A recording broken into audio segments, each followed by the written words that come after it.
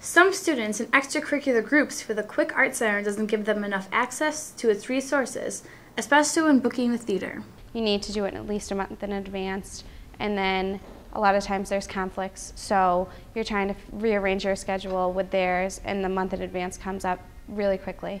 This problem and others are planned to be fixed soon for students who feel they need more access to space and support to use it. I started meeting with student and faculty groups as well as administrators of various kinds, and on the basis of that formulated a series of recommendations. The 14 physical and procedural recommendations are made to enhance students' exposure to the arts, including creating an arts advisory board, more backstage area, and a theater program space. This impressively documents the university's commitment to make the arts, all of the arts, part of the potential experience of all of our students.